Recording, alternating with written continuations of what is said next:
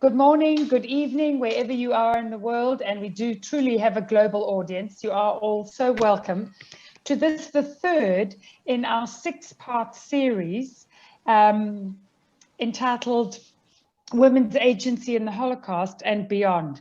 This evening's webinar, the title is The Unknown Story of Hedy Lamarr, and we are truly privileged to have wonderful resources to share this story with us. This six-part series is a partnership between the South African Holocaust and Genocide Foundation, which includes all three Holocaust and Genocide centers in South Africa, the Durban Holocaust and Genocide Centre, who is the host this evening, and Cape Town and Johannesburg. My colleagues Tally Nates and Heather Blumenthal and I have been working together with our Austrian counterparts, and particularly with the Austrian Embassy, Ambassador Johann Brieger, who is with us this evening. We are delighted with this partnership, and thank you so much for your friendship and support in our important work. We're delighted to have so many people joining this evening, and I was reluctant to be punctual because I know how many people have registered and people are still coming in thick and fast. So hopefully not too many will miss the beginning. But I want to also welcome in particular our beloved Holocaust survivors.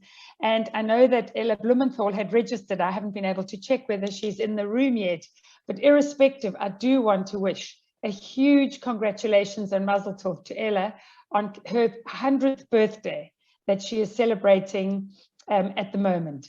A wonderful achievement, and we are incredibly proud of all our survivors and are particularly thinking and celebrating and sharing in the excitement of Ella's special milestone birthday.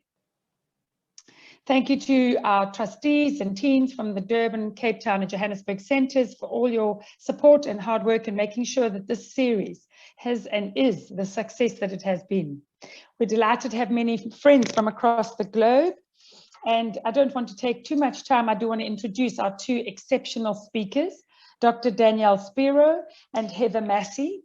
The format for this evening is that immediately after the introduction, and I will introduce both our speakers now so that they can continue seamlessly one after the other in making their presentations about the remarkable Hedy Lamarr.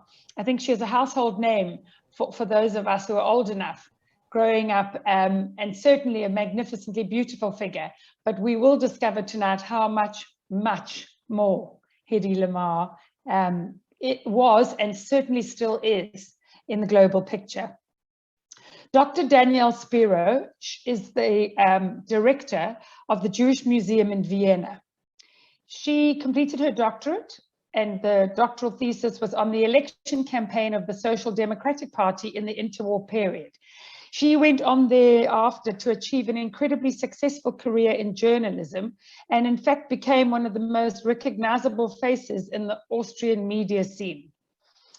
In July 2010, she was appointed as the director of the Jewish Museum in Vienna, a position she still holds and has been widely credited with greatly increasing the public profile of the museum. And in fact, in 2019, in November, they opened an exhibition on Hedy Lamarr, which was entitled Lady Bluetooth at the Jewish Museum, obviously, in Vienna. She's an author and publisher and has of numerous books and publications, and so you can imagine how thrilled we are to be able to have Danielle Spera address us. Immediately after Danielle, Heather Massie, who will speak and share her presentation. Heather, in an effort to join her love of science and her passion for theatre, she wrote and performed her solo show, Hedy, the Life and Inventions of Hedy Lamarr. And how she managed to combine theatre and her love of science is that she studied astrophysics at the University of Virginia and theatre arts at the Virginia Technicon. So she certainly has managed to combine those two. In 2019, she was a Fulbright specialist to South Africa through the United States State Department, and has spent a great deal of time in South Africa, and we're thrilled that she's going to focus a lot of her presentation on the time and impact of her visit to South Africa. She has achieved numerous prestigious outstanding performance awards for many of her productions, and we are absolutely privileged to have both Dr. Danielle Spera and Heather Massie as our guests this evening. Danielle will begin, Heather will continue, and then we'll have time for a Q&A. So for those of you who have questions during the presentations and obviously afterwards, please put them in the chat, and we look forward to engaging with our speakers immediately after their presentations. Without further ado, I would like to ask Dr. Danielle Spera to address us. Thank you. Thank you so much for your wonderful introduction. It's a great privilege to be with you. Welcome to everybody from Vienna. And I will try to share my screen now with you. And I hope I will succeed in that. I hope everybody can see my screen. Yeah, can you see my screen? Yes. Wonderful, perfect. So I would like to tell a little bit about Hedy Lamarr. Hedy Lamarr was one of the greatest Hollywood stars of the 1930s and 40s. For a long time, however, her role as an inventor and the precursor of Bluetooth and Wi-Fi was less well known. Here you can see the poster of our exhibition that we had on display 2 years ago, Hedy Lamarr, Lady Bluetooth. That was the title of our exhibition. Yeah, Hedy was born in Vienna in 1914. Her father, Emil Kiesler, came from Lemberg, now Lviv, and worked at the Kreditanstalt Bankverein. He was a banker. Her mother, Nee Lichtwitz, known as Gertrude Lichtwitz, came from Budapest, and she was a trained concert pianist. The assimilated family lived in the wealthy Viennese district of Döbling. And of course, they made wonderful vacations in ski resorts and summer resorts at like Wolfgangsee. And Hedy spent a real carefree childhood in Austria. You also can see her nanny here on this picture on the right-hand side. And you can see her beloved father on the left-hand side of this picture. Growing up in Döbling, as mentioned, she spent her teenage years, of course, with skiing and on the lakesides. So Emil Kiesler, her father, she called him the love of my life. So he was always present for her, and he remained her big idol through her whole life. Hedy left school at a very young age, and she started at the age of 16 with her film career. Gold on the Street was the first film she appeared, and she moved to Berlin in 1931, and she started to work with Max Reinhardt. Max Reinhardt, a wonderful theater producer who actually also was the inventor of the Salzburg Festival, of course, and I'm sure many of you have been to the Salzburg Festival. Max Reinhardt supported her, and he was the first person to call her the most beautiful girl in the world. The movie magazines celebrated Hedy Kiesler as the rising actress in Austria, and she was famous in Austria. On the right-hand side, you can see her in her role as Princess Sisi, and the photo is by Trude Fleischmann, a very renowned Austrian female Jewish photographer. Yeah, the turning point in Hedy's life was the major role in the Czechoslovak film Ecstasy. That was in 1933. It was directed by Gustav Machaty. Hedy played Eva, an emancipated, very well-situated young woman who breaks out of a loveless marriage to begin a relationship with another man.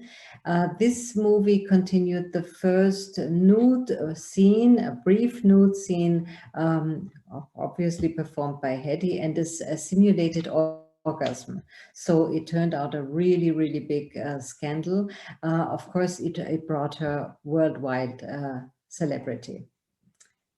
Yeah, you can see here this one scene out of the movie. Yeah, very shortly later, in 1933, Hedy Kiesler married Fritz Mandl. He was 13 years her senior and a wealthy director of Hirtenberger Patronenfabrik. It was an ammunition production, and among his political contacts were the Italian dictator Benito Mussolini and the Austrian Heimwehr leader Ernst Rüdiger von Starhemberg. Mandl poured treasures upon his beautiful young wife, but he was also extremely jealous. He locked Hedy in the house, so she was not allowed to leave the house anymore. But they lived a very prominent social life, of course, and they appeared at society events like the Salzburg Festival or the Vienna Opera Ball, as you can see her here. And you can see on none of these photographs she smiles, so it must have been a really rough period of time in her life, trapped in this golden cage of Fritz Mandl. Yeah, you can see the production, the ammunition production of Fritz Mandl, the Hirtenberger Patronenfabrik. And Hedy escaped from this terrible marriage because she really felt trapped in this golden cage, and she managed to sneak out of the house, and really in the sense of the word. She traveled to Paris and via Paris to London, and she met in London Hollywood producer Louis B. Mayer. He was looking out for European talents to bring them to Hollywood, and the first contract offer to Hedy she declined because the money was not enough for her, so she turned down his offer. But she managed to get to the United States on the same ship on the Normandie, as you can see here with Louis B. Mayer. And Louis B. Mayer saw on the ship how the reaction of all the male passengers were, and so they found a solution for her contract, and she got more money offered than before in London. Yeah, he actually was inventing Hedy Lamarr because he said with the name Hedwig Mandl or Hedwig Kiesler, she cannot make a career in Hollywood, so he was proposing that she would call herself Lamarr. Barbara Lamarr, you can see her on the left-hand side of the screen, was a silent movie actress, and obviously Louis B. Mayer had a romantic affair with her. Here you can see Louis B. Mayer with his wife, who was of course very jealous of Barbara Lamarr, and he sort of remembered this name, and so he decided that Hedy Lamarr should choose the name Hedy Lamarr and not to call herself Hedy Kiesler or Hedy Mandl anymore. Hedy arrives in Hollywood, of course, in a completely new situation, and she immediately was tested to decide a new hairstyle, new makeup, what clothing or how the light would be on the sets. And Louis B. Mayer asked her to set off her beauty the best as she could. Countless glamour photos of her were taken, and during that time she also met Laszlo Willinger, a famous photographer whom she had already encountered in Vienna. Mr. Willinger went to Shanghai, fled to Shanghai from Vienna with his family. That's also a very fascinating story. So here you can see some of the beautiful photos from that period of time. And her first Hollywood movie was Algiers, and there her beauty was staged to perfection. Her performance was an overwhelming success, and overnight Hedy became an international star. The films in which she appeared would maybe consider trivial today. She was cast almost exclusively on account of her looks, and you see here the first part of her famous quote: "Any girl can be glamorous. All she has to do is stand still and look stupid."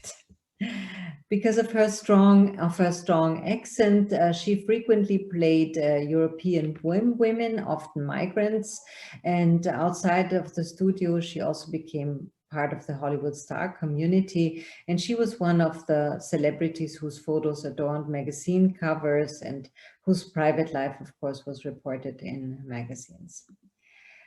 The screen icon she became actually with the role of the biblical femme fatale, Delilah. Paramount Pictures paid her $100,000 for this role, an incredible amount of money for that time. It was directed by Cecil B. DeMille, Samson and Delilah, and became the most successful film of its time. Dressed in her role as Delilah, she made it on the cover of magazines just as like Newsweek or Cahiers du Cinéma, or the Wiener Illustrierte. The sensational costume with its peacock feathers was created by the legendary costume designer and multiple Oscar winner Edith Heath. You can see it here. It's really an incredible dress. We wanted to get it for the exhibition.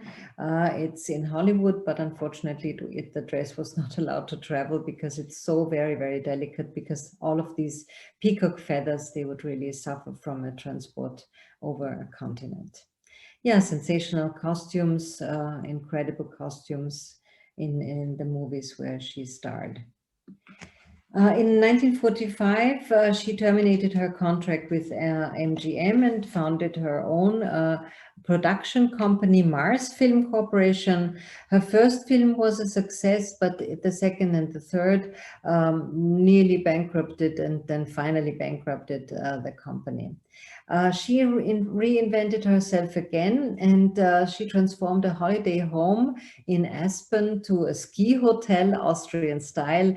But unfortunately, at one of her divorces, she lost this hotel, this resort. Yeah, Hedy Lamarr had a very, very turbulent private life. Her first marriage we had already heard about when she was married to Fritz Mandl, the ammunition producer. Her second husband, he is Gene Markey. Then John Loder. With John Loder, she has 2 kids. Teddy Stauffer, Howard Lee, and finally Louis Balls. Yeah, Hedy as a mother, I already mentioned, she first had an adoptive child, and then she had 2 children with John Loder. And Home Sweet Home, this is how I called this sheet. In the 1940s and 50s, she lived in various houses in Hollywood. She moved several times from one to the other, from Beverly Hills to Bel Air.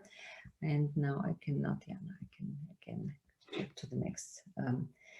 Yeah, Hedgerow Farm, for example, and you can see similarities, little similarities also to Austrian homes. This was always in her head that she wanted sort of have a little piece of her former home country.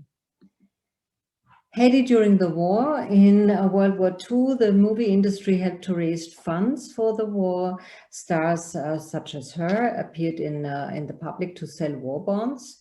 Bette Davis and John Garfield actually had founded the Hollywood Canteen, where Hedy Lamarr, along with other stars, served and danced with the troops. And yeah, she also entertained soldiers in her own home. And what is really very, very important, yeah, you can see her here with the GIs, that she saved her mother's life. And actually, as it is said, Louis B. Mayer was here very helpful to get Hedy's mother through the Kiesler out of Vienna. I think it was really, really very dangerous for her in Vienna, and without the help of Hedy, she wouldn't have been able to leave Austria. And actually, they started a very close relationship again. I read a lot of letters that both of them exchanged, some small notes. They were living together, and it seems that they had found to each other after these really, really very, very difficult times. Yeah, Hedy was an amateur inventor. She was starting when she was still a child. She was putting her toys together. She deconstructed and constructed them from fresh. She was always thinking of finding practical household aids, or even when the war began, she thought that the soldiers abroad should have Coca-Cola, but unfortunately it was not possible to fly the bottles to Europe or in the war zones. So she invented a frizzy tablet, which you could just put into the water and it would turn into Coca-Cola. But unfortunately, these tablets tasted too much like toothpaste, so she was not successful with this invention. Yeah, but with the avant-garde composer Georges Anteuil, she developed an idea for fail-safe remote control systems for torpedoes. And this was actually the forerunner for Bluetooth and Wi-Fi.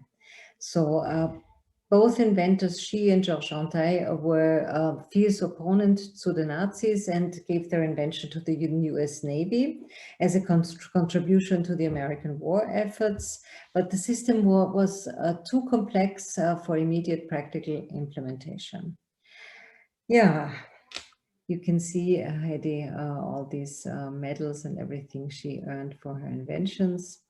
And I mentioned before that Hedy often said that Austria would be her real home, and then that she felt very, very Austrian. You can see her here in Hollywood. She always, or very often, dressed in Austrian costumes, in dirndl, etc. And for the exhibition, I brought one of her Austrian hats with me. It was one of her most favorite hats, and when I carried the objects from Los Angeles to Vienna, I did not have a box for the hat, so I had it on my head during the flight. This is a scene, yeah, that was rememberable. Yeah. The fall of an icon. In 1966, Hedy was charged with shoplifting. The incident actually inspired Andy Warhol to make a film, The Shoplifter, it was called. And in the same year, also her autobiography was published, but she was not very much in favor of this autobiography. And then she started a lawsuit against the author. Yeah, beginning in the 1960s, Hedy Lamarr had a number of cosmetic operations, which must have presented a considerable challenge to the surgeons. She demanded to try out completely new operation techniques, and in later years, it turned out that these operations must not have been too successful. In her last years, and you can see it on the left-hand side, that really the operations did not do her face very well. She moved to Florida in 1987, first to Miami and then to Orlando. She rarely went out. She rarely left her home. She spent most of the time at home, also not receiving any guests, but she was only communicating with her phone. And she died alone in January in the year 2000. And according to her wishes, her children Denise and Anthony scattered her ashes in the Vienna woods, which was a refuge during her childhood. It was very, very near to Döbling, where the residence of the Kiesler family was, and the remains were buried in a grave of honor at the Zentralfriedhof in Vienna, Central Cemetery, in one of the city's honorary graves, but her children had to fight for this honorary grave to obtain it from the city of Vienna. But it's actually a very, very beautiful gravesite, as you can see here on this picture. Her afterlife, her legacy, she lived long enough to be recognized as an inventor very late in her life. She got several prizes and received honors after her death. And documentaries were made about her. You see here a poster of the movie Bombshell, and in a TV series is now in planning with the Israeli actress Gal Gadot, who will star Hedy Lamarr in this miniseries. And maybe a couple of thoughts about our exhibition. You can see me here with her son, with Hedy Lamarr's son, Anthony Loader, whom I had the privilege to visit. And here you can see actually the head. It's on the shelf on the left-hand side, on the left-hand picture. Anthony Loader gave us a lot of objects and private letters and documents of his mother, and actually he gave all of this as a donation to our museum. He just wanted that we pay for his expenses, which we, of course, with great thankfulness did. Here you can see the head again, and in the middle it's one of her toys I was talking about, which she always tried to deconstruct and construct. This dog is like a play, has a musical play in it, and hidden, and Hedy deconstructed and constructed it. We have a lot of memorabilia which we displayed in the exhibition, and you see there were paper cut dolls, cut out dolls for Hedy Lamarr, and we rearranged them in our exhibition to show also this side of her. So it turned out to be really nice, a nice display. You have some more insights in our exhibition, in the spaces where we showed the exhibition. Yeah, and that's it from me and from my side, and thank you so much for your attention.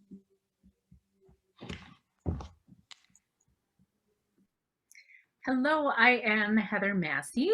Thank you to Dr. Danielle Spera for your wonderful presentation on Hedy's life and her work inventing during World War II. And thank you, Mary Cluck, for your introduction. I will go ahead and go through the steps to share my screen with you. There are a few that I need to do in order to make sure that it happens correctly.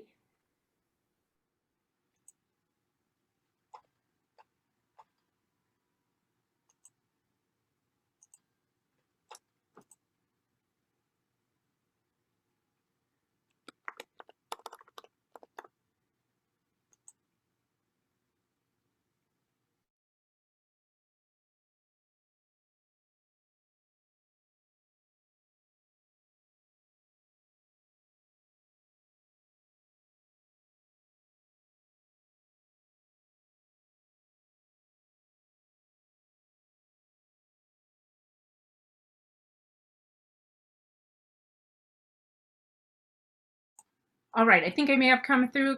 Claudia, has that worked? Heather, sorry, we can't see your presentation just yet, and we did lose you for a second. Do you want to try again? I shall try again. So I should start from the beginning.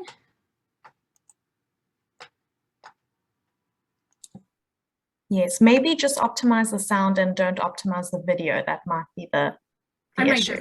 I might just dispense with that. Okay.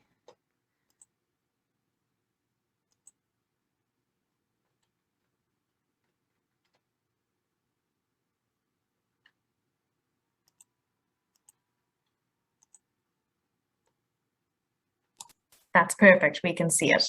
Oh, wonderful. I can't see myself, but we'll go ahead with this as is. All right, so I'm delighted to be here. Also, thank you to Tally Nates for recommending my work for this event, and to Heather Blumenthal and Claudia, and for everyone with the South African Holocaust and Genocide Foundation. Special thanks also to Arya Ascari for his incredible work in planning this event, and especially for the support of the Austrian Embassy, Pretoria, and Ambassador Johann Brieger to make this program possible.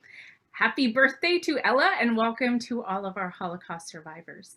I am honored to be here with you today to speak of my work celebrating Hedy Lamarr as a woman of science, and about my play Hedy, The Life and Inventions of Hedy Lamarr, a true story of Hollywood glamour and scientific genius, about this incredible Jewish woman and her contributions to the war effort and her contributions to modern technology. Like Hedy, I have many dreams and many big ideas. You can see me here in my high school years in the observatory working on my science forum project on astrophotography. I began university studying astrophysics with dreams of becoming an astronaut and ended up with a degree in theater arts. I finally found a way to marry my loves of art and science in the subject of Hedy Lamarr. By celebrating her unexpected genius through theater, I researched, wrote, developed, and performed Hedy, the life and inventions of Hedy Lamarr in the United States and around the world because I have a passion for science. My mission is threefold: to ensure that the first things people will think of when they hear the name Hedy Lamarr are intelligence, ingenuity, and invention; to inspire audiences to find ways each day to make the world a better place; and especially to inspire young women in pursuits of science and technology.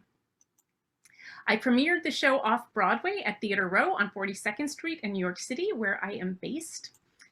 On November 9th, 2016, what would have been Hedy's 102nd birthday, that's the day on which I premiered, I portray Hedy Lamarr as well as the 35 other characters in her story, including Jimmy Stewart, Clark Gable, Betty Davis, Louis B. Mayer, and more.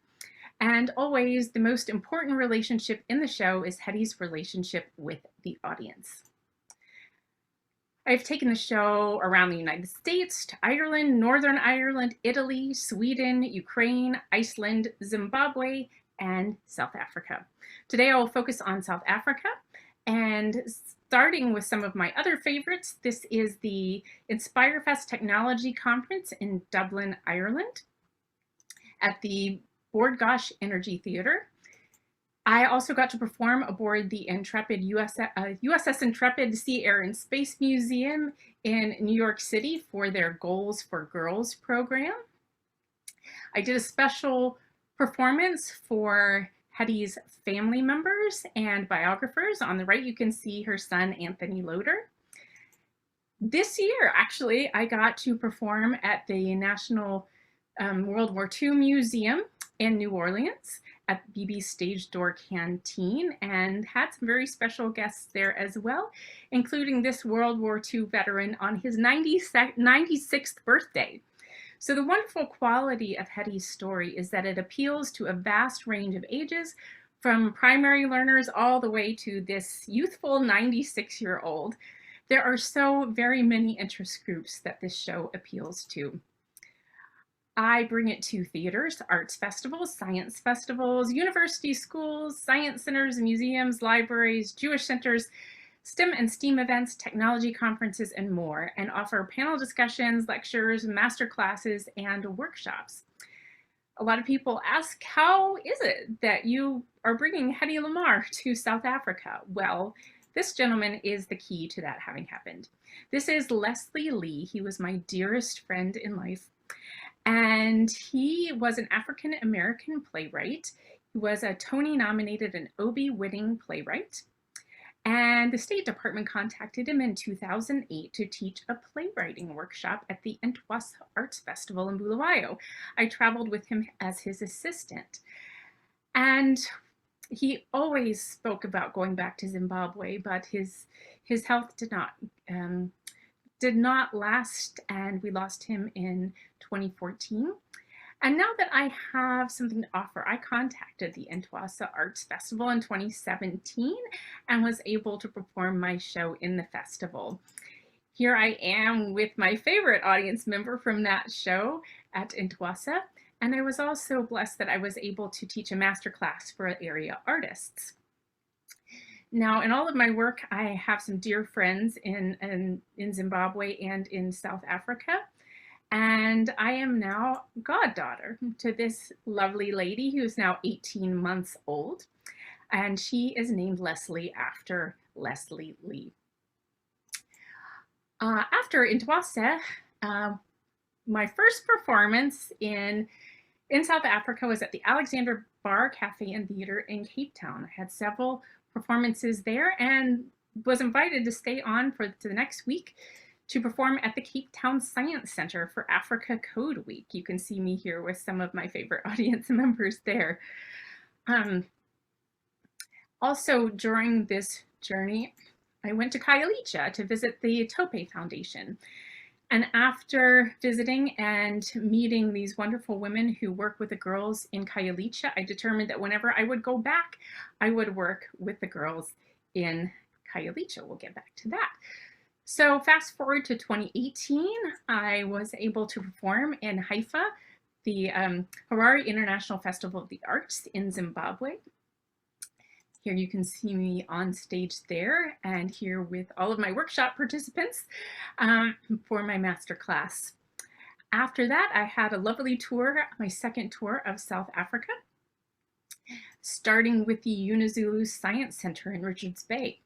I got to perform all week and performance at the center, then also at St. Catherine's School for Girls.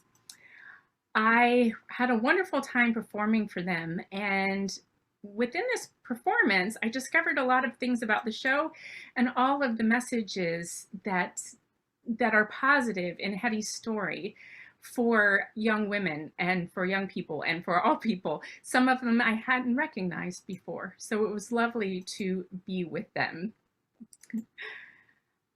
After that, I performed also for the Dlangezwa Girls High School and had a wonderful time with these young ladies as well. Then I went to the University of Zululand and their Department of Creative Arts. You can see many of the faculty members here, and on the right in the yellow shirt, Derek Fish, who orchestrated all of the activities with the UniZulu Science Center. He also brought myself and other science activities to the mall near Richards Bay, including the girls of the I Am Science program. I performed a local performance in Mtunzini, and then I make it to Khayelitsha. So first I do a public performance, and these are some of the audience members, and I get to do a performance also for the girls of the Tope Foundation. Included in that, I spent the day with them in a master class in improvisation and ensemble building and coached them on scenes from plays by Leslie Lee. I got to do the same thing at the Makukanye Art Room in Khayelitsha, which is the first shack theater in South Africa founded by Mendisi Sindo. I performed the show for the community and taught a master class for the artists of the company there, including scenes by Leslie Lee, as well as monologues. This was one of the 5 groups of artists during this tour to which I was honored to deliver copies of 5 of Leslie's plays as gifts from his publisher, Samuel French.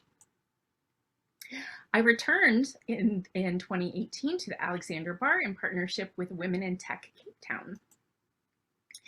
I moved on to George for audiences of several ages at the beautiful George Arts Theater, and then spent a week at the Saibono Discovery Center, excuse me, the Saibono Discovery Center in Johannesburg. I had a week of performances for many secondary schools and public audiences. I was incredibly impressed with the learners and the messages that they got from the show in discussions during the Q&A after the performances. I encourage all audiences, especially the learners, to pursue their passions, to pursue those things that they love the most in order to do their best work and lead their best lives. I even had some young ones at one of the shows.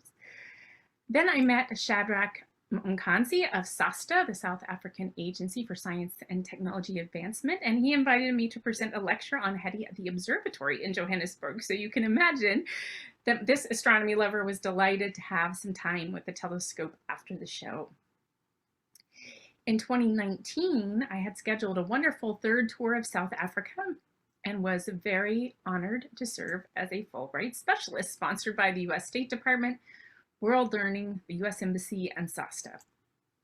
I began in Giani for the Rural Education Festival for secondary learners in Limpopo.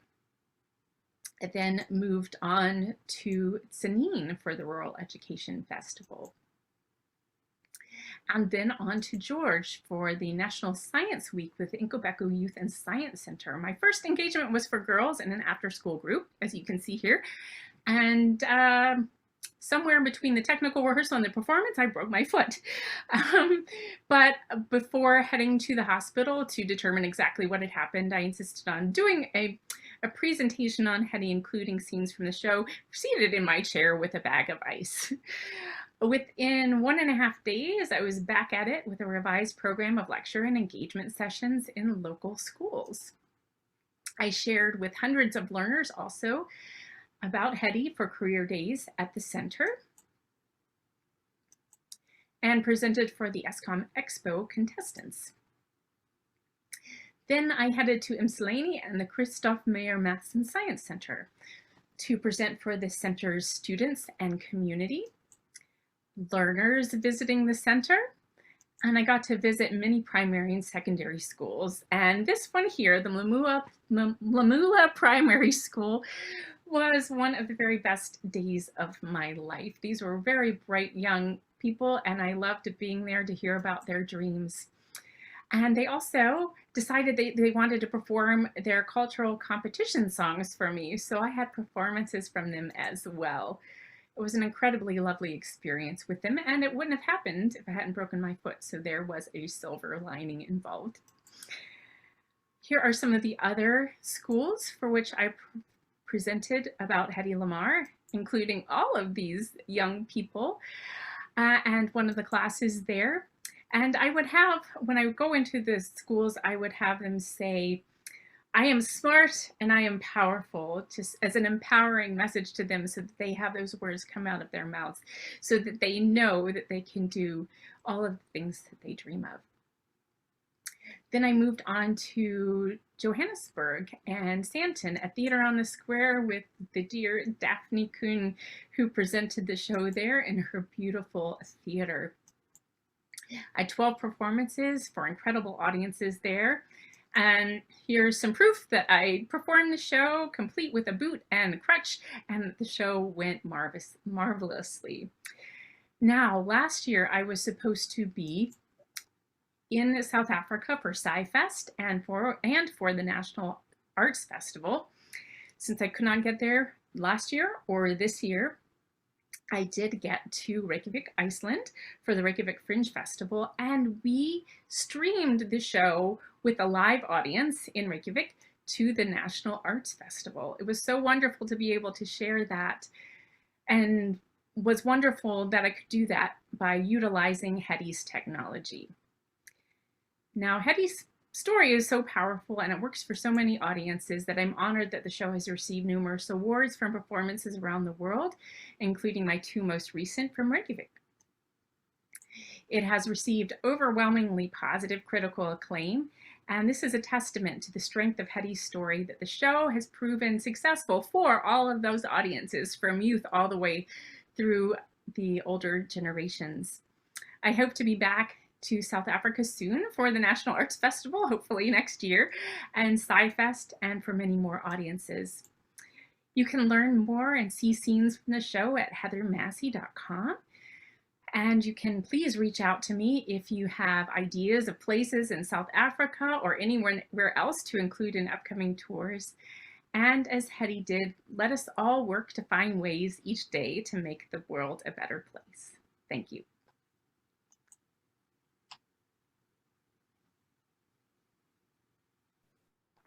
Thank you so much to Danielle and to Heather for that amazing presentation. What a remarkable person.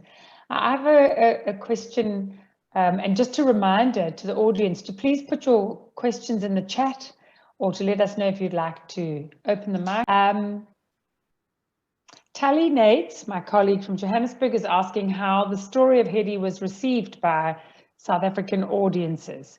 And Heather Blumenthal from Cape Town wants to know what were the messages within the story of Hedy that resonated with the audiences. So that was very much along my question. Heather, if you could just share, did you do the performance of Hedy and then take the lessons and extrapolate those? How did you, what was the educational component and methodology with using Hedy's story? Well, particularly in South Africa, which obviously is an audience that we would resonate with, a lot of us. Yes, yes. So Well, as Shadrach Mkanzi of SASTA explained when we visited the U.S. Embassy, he told them that this way of communicating science is very powerful because storytelling is so important in the culture there in South Africa. So using Hedy's story in this method definitely works as a way of communicating that. Definitely, the show has been received very well in South Africa. And with young people, so St. Catherine's Girls' School, when Hedy shares that she was married 6 times, there was this vocal gasp and some words spoken, I think even by the girls. They were so surprised. And because there's an improvisational element to the performance, I was able to stop for a moment and say, and use that as a lesson, and have Hedy tell them, well, this is a lesson to you to choose well the first time. and choose someone who's going to support your dreams and support you as a woman in the world in accomplishing all those things that you want to accomplish. Of course, that is one of the important things of the show, but I didn't realize that her being married 6 times was going to be a way for sort of a growing moment with the audience. And then a lot of the other ones, just a lot of even the young men in secondary schools had very wonderful things to say about the show and about Hedy's contributions and what that means for women in the world. Wonderful, Heather, thank you. And Danielle, how was the story received in Austria? Tally's asking, and who came to the exhibition, and how is she remembered in Austria? And I would like to add to that about, is there an acknowledgement in the scientific community of the role that she played in modern science, please? Yeah, well, it took a very, very long time until this role of her was really cherished. And the exhibition was extremely successful. Actually, it was the second most successful exhibition after an exhibition we had on Helena Rubinstein, because for me, it's also very, very important to show female perspectives on Judaism, and also the role of that Vienna played in the lives of like Helena Rubinstein or also, of course, Hedy Lamarr. So we had really lots of young people coming to the exhibition. We had lots of school classes to learn. We had students and, of course, our regular audience, which if we talk about our Austrian visitors, they're mostly non-Jewish, and our visitors from abroad are mostly Jewish. And the city of Vienna cherishes the legacy of Hedy Lamarr with a prize, which is awarded since 2018. It's a prize that goes to young researchers in the field, female researchers in the field of digital analytics. It is to encourage young women to go to this path, to decide to go along this path. And it's the prize sum is 10,000 euros. So I think this is a very, very nice, very nice idea to commemorate Hedy Lamarr. Absolutely. Education of young women is a wonderful legacy. Obviously, there are a lot of wonderful compliments in the chat, thanking everybody, you both, and for your amazing insights and interesting story. I'm also interested that as far as my research, she has no formal education. She didn't have any scientific education. She obviously had a flair and interest. Could you elaborate a little bit about that? Yeah, that's very true. I mean, it's so fascinating because we know that she even in her childhood tried to deconstruct and construct her toys. You know, we have this really small toy of hers out of wood, and she really, I don't know how she did that to put it together like a puzzle again. And she continued that all throughout her life. And her son, Anthony, he tells us that that her goal was always to make the life for others easier, to invent things that would sort of help people in their daily life. Yeah. And of course, her big goal was to fight against the Nazis, as she, of course, was always in fearing that her mother would be imprisoned. And so this was something that was a very big goal of her in her life. And of course, I think Georges Antheil was also someone, he was the co-inventor, so to speak. He encouraged her. And so the two of them were, I don't know, natural geniuses, obviously, because as you mentioned, she did not, I mean, she of course went to school and she came up from a very, very bourgeois and well-educated educated parents. But she decided to leave school very early when she was 16. Incredible when you think about it, and that it's, you know, the impact of her genius, apart, you know, nothing to do with the acting, it's remarkable. What a story. And Beth Chernoff is asking, did Hedy finally receive her just royalties?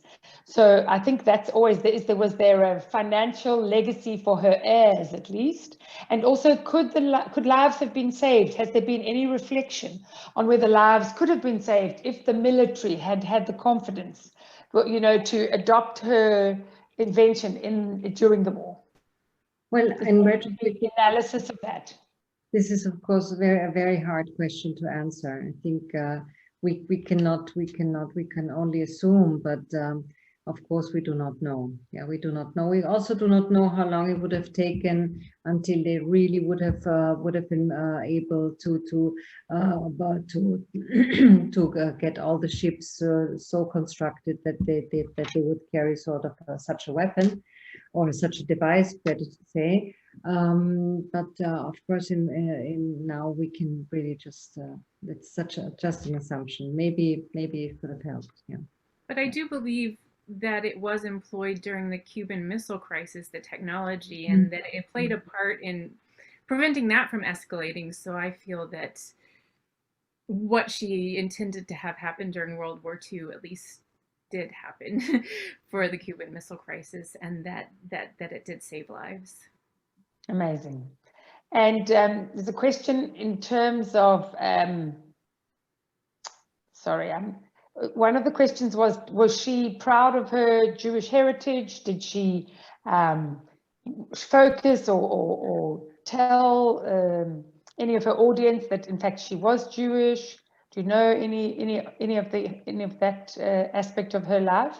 And well, her Jewish roots at least, because I did in fact read that at some point, am I right that was it her that had converted to Catholicism, or her no, am I wrong?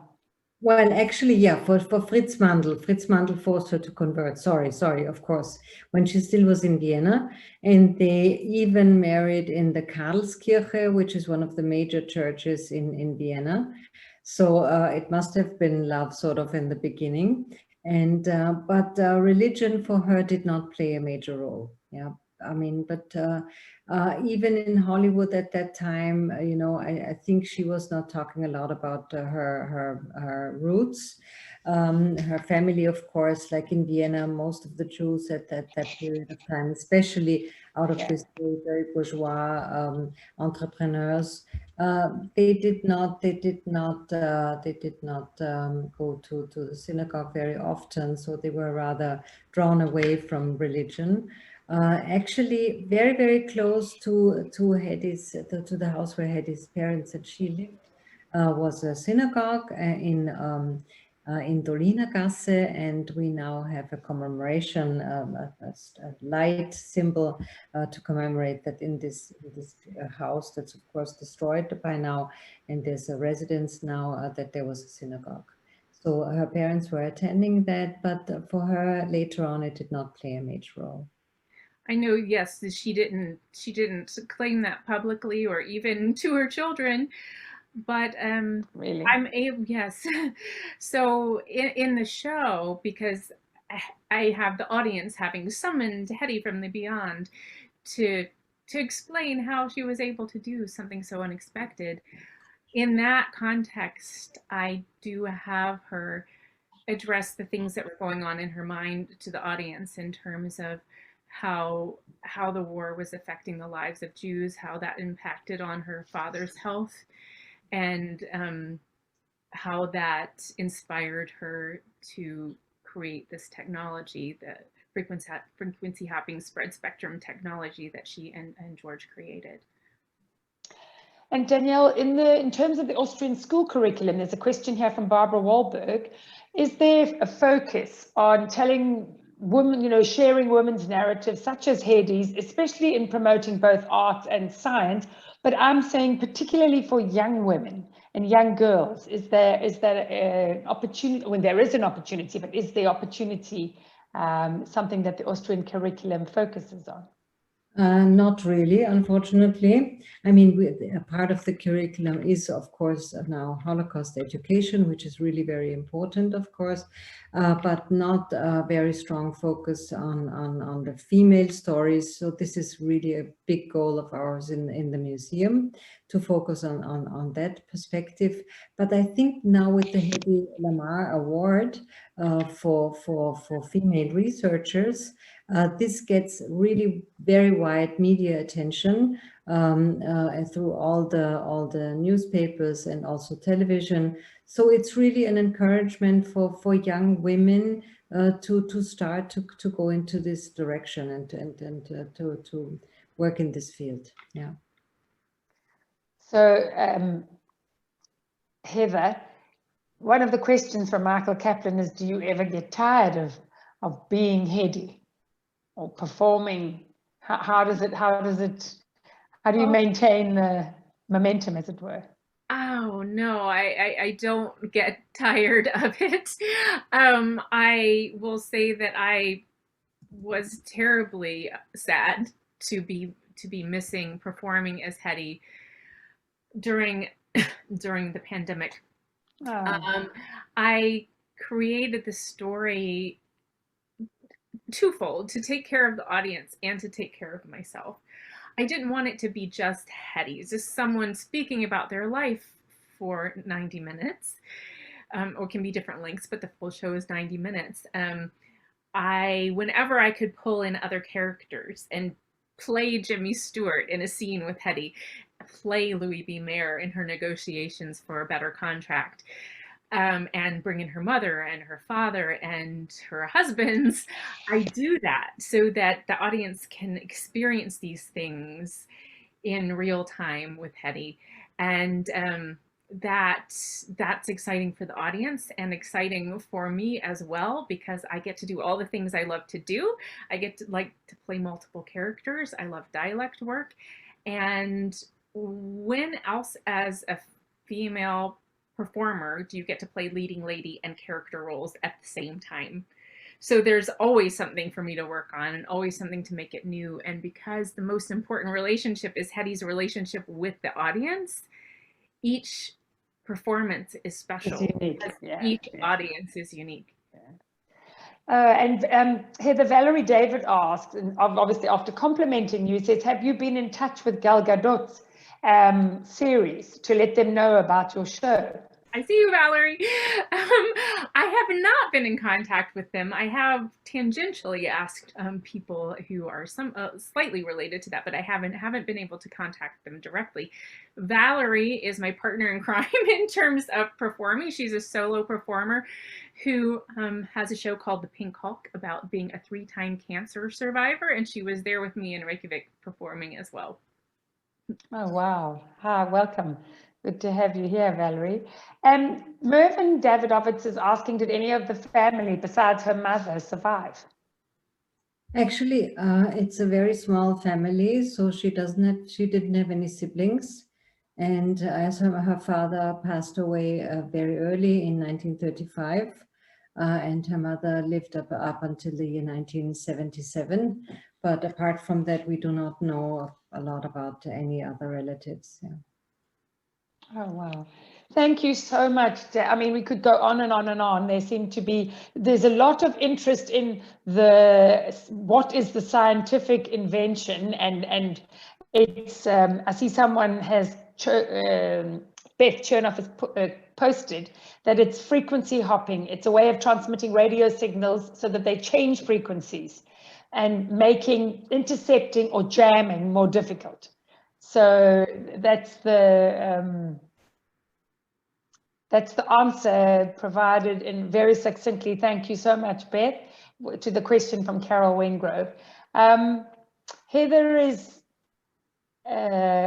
Heather Blumenthal from Cape Town is saying, in South Africa, we remember Hedy Lamarr as the beautiful Hollywood star. If one looks at her life now, would it be Hollywood star or Hedy the inventor? I'm trying to change the automatic thought as a beautiful woman, and people think of Blazing Saddles and Hedy Lamarr, Mel Brooks' film, and I want the first thought that people think about Hedy is intelligence, ingenuity, invention. That's my work, and my passion is to bring her story to people and have that be what they think, so that if somebody says about a young woman, she's a real Hedy Lamarr, they know that she's smart. I see that Danielle is nodding her head and clapping in agreement. What a wonderful way to close the special evening. Would you like to add to that, Danielle? I can only agree to that. Absolutely right. And absolutely, absolutely. What a wonderful way to reinforce how there can be so much to life, and grabbing every opportunity and giving women, and particularly young women, the opportunity to, you know, follow their dreams, reach for the stars. What a fabulous evening with these two stars that we've had this evening. Thank you all so much for joining us. Just to confirm that we will have a slide up to remind you of our next, the 4th in the series, which will be in 2 Tuesdays' time. We look forward to welcoming you then. And once again, to both of our fabulous speakers, thank you for your time. Thank you for the excellent presentations. And thank you to the audience for your interest. Thank you again to Ambassador Brieger and to the South African Holocaust and Genocide Foundation for a special series. Good night, everybody. Good evening, good morning. Thank you for being with us. Such an honor. Thank you.